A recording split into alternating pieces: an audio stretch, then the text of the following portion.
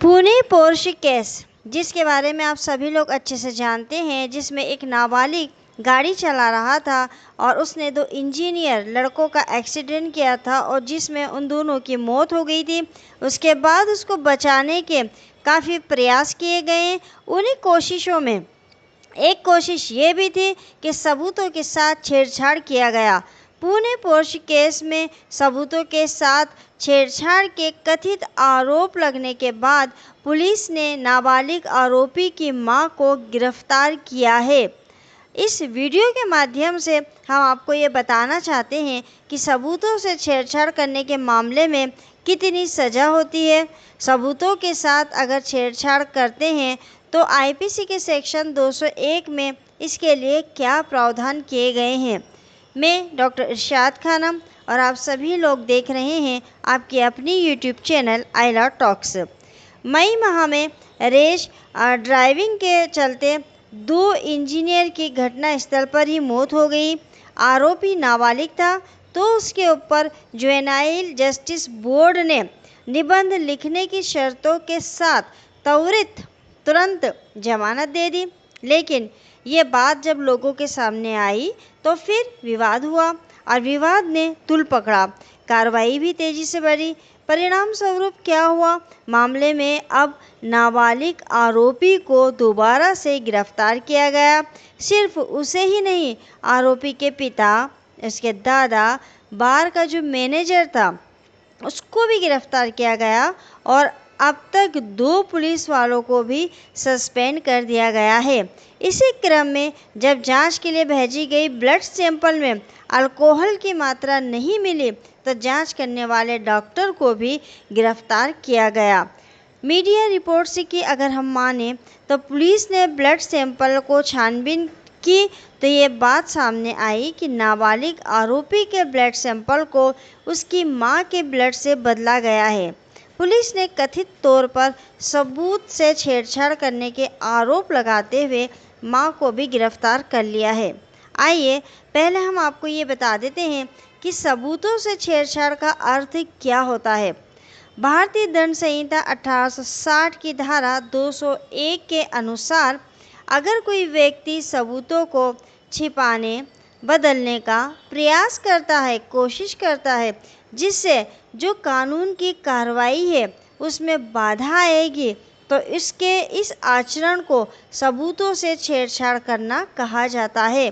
अगर किसी को ये पता हो कि अपराध किया गया है, अपराधी को बचाने के लिए किसी साक्ष्य को गायब कर देता है या बदल देता है तो ये मामला भी सबूतों से छेड़छाड़ करने से जुड़ा हुआ मामला होता है।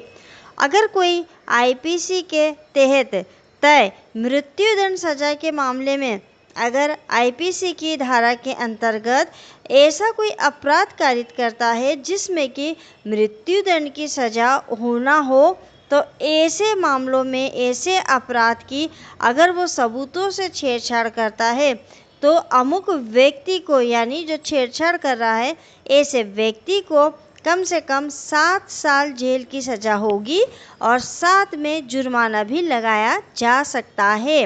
वहीं आजीवन कारावास सजा से जुड़े मामलों में अगर व्यक्ति कोई ऐसा अपराध कारित करता है, आरोप सिद्ध होने के बाद उसको पनिशमेंट के तौर पर, सजा के तौर पर आजीवन कारावास की सज़ा होने वाली हो या आजीवन कारावास की सज़ा होगी, ऐसे किसी आरोपी का जिसने ऐसा अपराध कारित किया है कि आजीवन कारावास उसको होना है और उसके खिलाफ अगर कोई सबूत है और उससे जुड़े मामले में जो सबूतों को छुपाने की कोशिश होती है, जो प्रयास किया जाता है, जो प्रयास करने वाला आरोपी है, उसको 3 साल की सज़ा के साथ जुर्माना भी लगाया जाता है।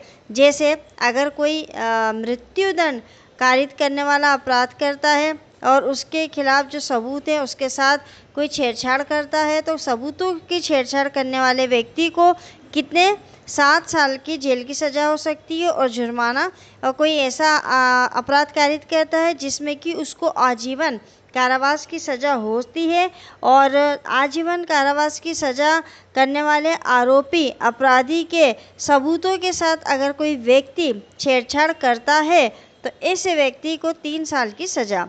वैसे अपराध जिनमें 10 साल से कम जेल की सज़ा का प्रावधान हो, वैसे मामलों में सबूतों से छेड़छाड़ करने वाले आरोपी को उस अपराध में मिलने वाली उच्चतम सज़ा की 1/4 समय जो है वह जेल की सज़ा या जुर्माना दोनों लगाया जा सकता है। यही सज़ा देने से पहले न्यायालय इन बिंदुओं पर विचार करती है।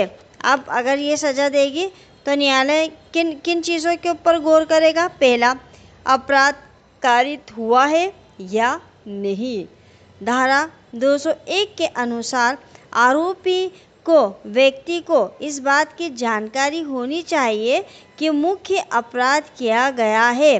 मुख्य अपराध का अर्थ है जिसे छुपाने के लिए सबूतों से छेड़छाड़ किया गया है।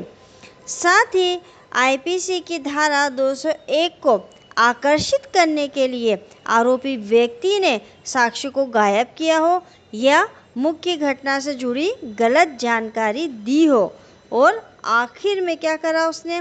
सबूतों से छेड़छाड़ आरोपी को मुख्य अपराध से बचाने के इरादे से किया गया हो। यानी छेड़छाड़ उसने सबूतों में किस आशय से की थी? इरादा क्या था कि जो आरोपी है उसको वो बचा लेगा। तो ऐसे व्यक्ति को कितनी पनिशमेंट मिलेगी, कितनी सज़ा मिलेगी, कितना अर्थदंड मिलेगा, उसी विषय पर आज मैंने आपसे चर्चा की है।